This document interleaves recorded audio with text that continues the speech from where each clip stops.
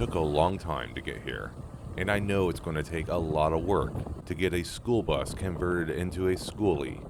However, right now, I want to share the resources I use to find buses and information. Skoolie.net is the #1 resource I use to research information. If you've yet to create an account, do it now and start participating in the forums. There is a wealth of information there, and the people that do post and answer questions are very knowledgeable. For me, it all started in an RV dealership. I just wasn't impressed with the craftsmanship and materials of the travel trailers available in the weight class that I was looking at. That's probably the nicest way of saying it. It really helped to walk around the lot of an RV dealership and to get a feel for it and to see the prices. A skoolie starts to make a lot of sense once you do that. I found this on Facebook, and then it popped up locally that this bus was for sale. However, it was about $5,000. We came across this one just driving. It's a Freightliner that was for sale for about $2,900. However, after going to skoolie.net, I did research and realized that transit buses were not great for conversions, as those transmissions weren't built for highways. This flat nose is actually posted on our local Craigslist, and we saw it for sale locally, went and checked it out, and for what they were asking, I believe it was about $5,000 as well. I just felt like we could do better buying one from a school district and building one ourselves.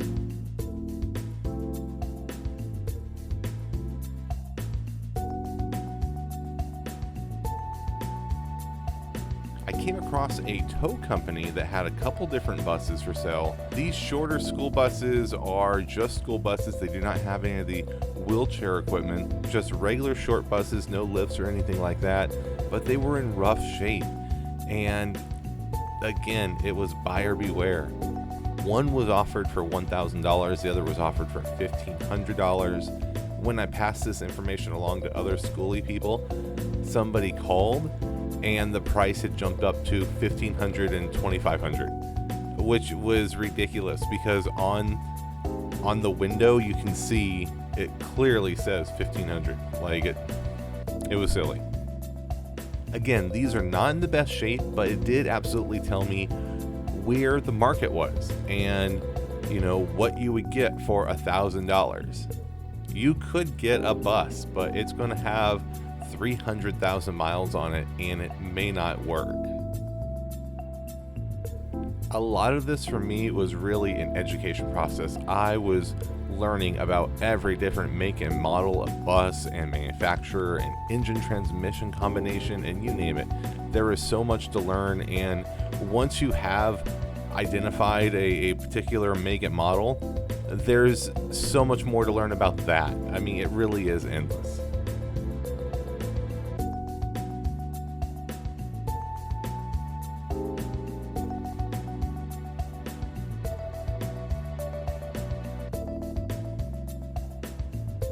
For a moment, I even considered a couple vans. I mean, they had those for sale as well, and I've seen people successfully do the van life thing, but I knew a school bus is where I wanted to be. Back on Public Surplus, we found a school district having about 60 buses for auction. This one came out of Kingman, and we were able to book some time to go up there and just walk through all the buses. And I can tell you, out of the 50 or 60 buses, you know, there may have been a handful that would actually have worked for our purpose. A lot were in rough shape. I did spend a couple $100s in gas and food and whatnot, but I did learn a lot of valuable lessons. For one, the engine, the transmission, the odometer, a lot of things get swapped out. And whatever those miles are that are listed, really, you can't go off of those. You should plug it into a computer and read the hours and the mileage based on the computer, because when you go off the odometer, you're not sure that they've been changed. That was the very first thing that the mechanic said, is don't go by our odometers, we swap them out.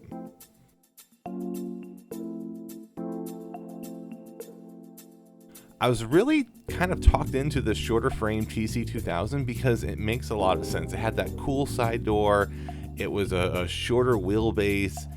It was cheaper. It was 8 feet smaller, which I wasn't crazy about, but it had a Cummins 5.9 engine, which, the parts are really available all over the place. Much easier to work on than a large Caterpillar or International.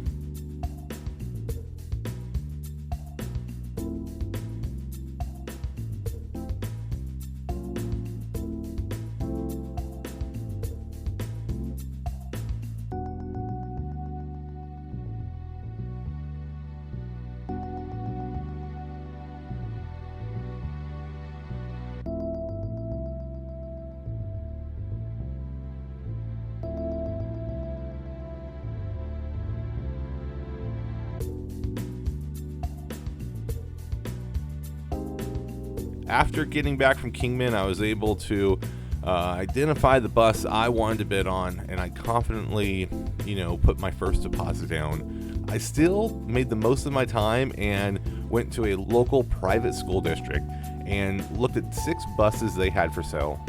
They varied in the makes and models, but for the most part, they were that longer 40-foot type.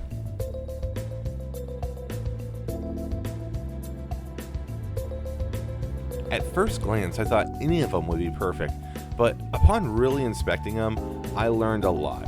And there were just issues that I wasn't prepared to pay their asking price for.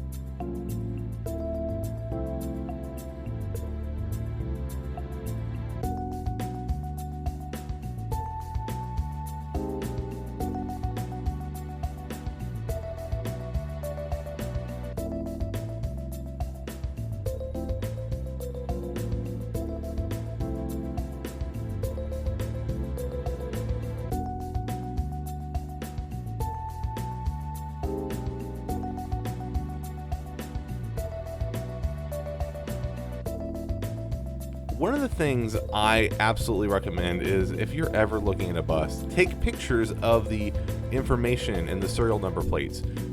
The guy giving you a tour or escorting you on your visit may not know exactly what make and model everything is. If you take pictures of those plates, you can go through and look them up later.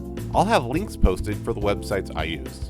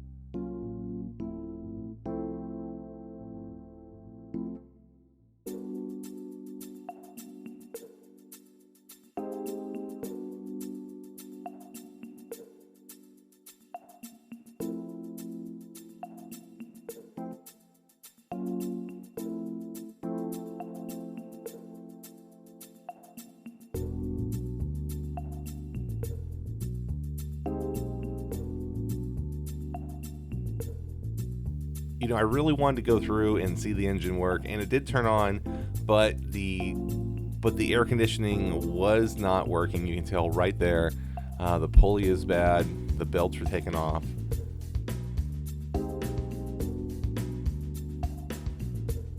This particular bus used a Caterpillar 3126E, and the one next to it was a little bit older, using the Caterpillar 3126B.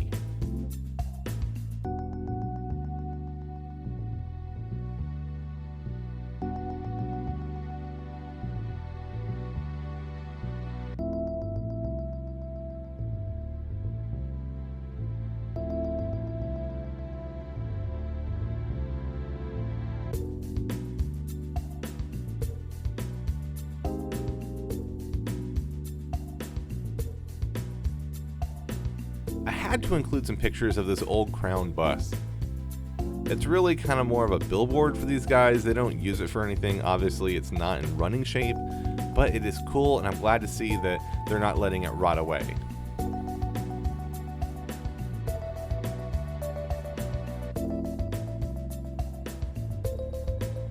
When you're looking for school buses, you really go anywhere and everywhere, and believe it or not, they appear in the most random places. People tell you about all kinds of buses they see. At this one particular yard, this guy has a number of different buses, one of which is very cool and old, basically yard art, looking at the pictures, but I'm glad to see that it's not, sold for scrap. And then these other two, missing their hoods, but certainly older bluebird looking buses. So I went through a lot of different buses. I went on missions across the state to view and inspect, and I've learned a lot. And then I came across this bluebird in Yuma, Arizona. This was local, and I bid on it.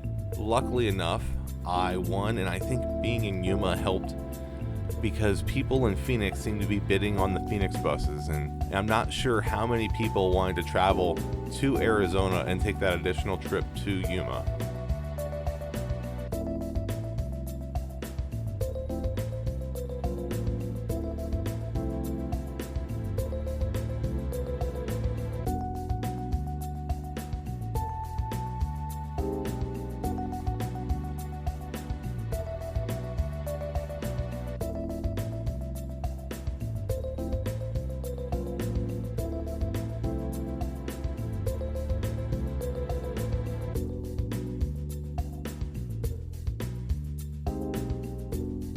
I could not be happier with this bus.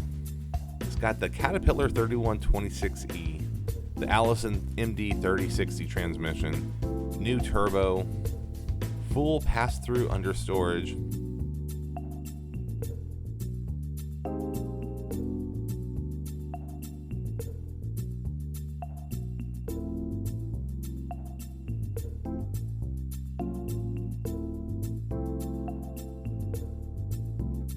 My journey really began looking at 3 places amongst a lot of other places locally.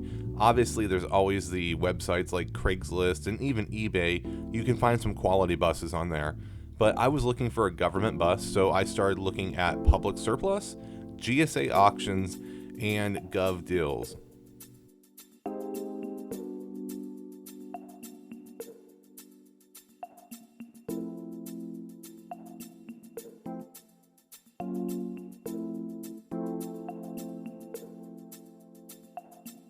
I ended up buying my bus from Public Surplus, and there's some things you need to know about that. For one, you'll want to register for an account right away because some new accounts have limitations on what surplus auctions they're allowed to bid on.